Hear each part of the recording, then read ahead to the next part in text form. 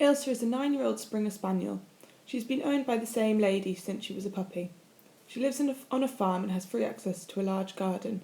She is exercised twice daily for 20 minutes, mostly off lead.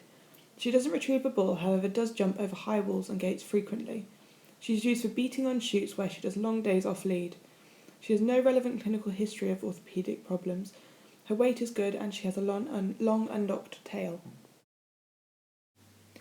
Ailsa's shoulder angulation from a lateral aspect shows it to be at 40 degrees when it should be a predicted 30 degrees.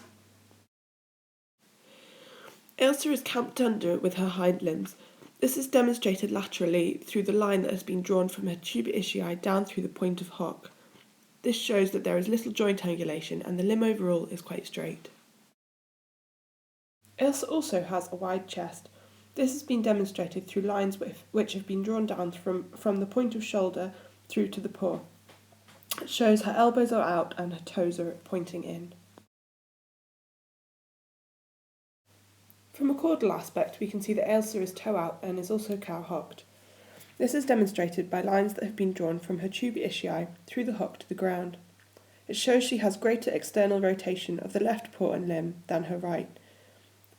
Also, there is less weight bearing supported on the left, as more of the left paw pad can be seen.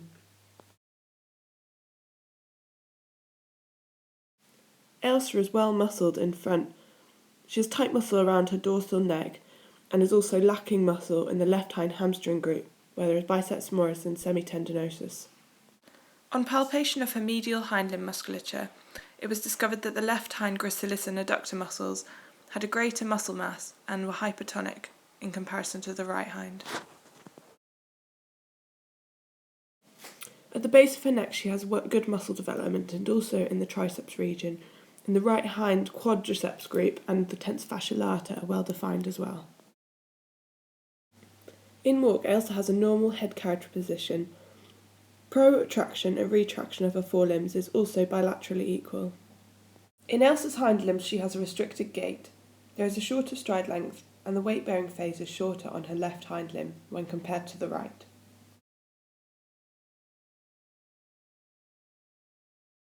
Her conformation of cow hocks reduces the protraction she can perform, causing her to have a shorter stride length in her hind limbs.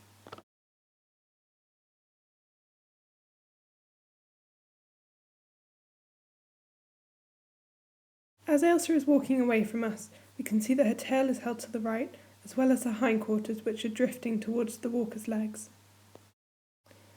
As Ailsa is walking towards us, we can see that her toe-in conformation and elbow-out conformation leads to having base narrow and plaiting movement with her forelegs. In trot, Ailsa has a better stride length in both her fore and her hind limbs. This may be a more comfortable gait for her. From here, however, you can see the circumduction of her right hind during protraction. From a dorsal aspect and the walker's perspective, it is easy to see the abnormal bending in her back and how her hind limbs are moving because of this. She is adducting her left hind and crossing it over her right hind, and her right hind is circumducting in an arc around during protraction. The lateral rotation of her left hind paw may also be an indicator that she is in discomfort on that limb and is trying to reduce the pressure on it by positioning it like this. Furthermore, from a lateral view, we can also see her left hind is placed more cranially, which would further support the suspicions. These photographs can be used to make a comparison after a rehabilitation treatment plan and compare any changes that have occurred.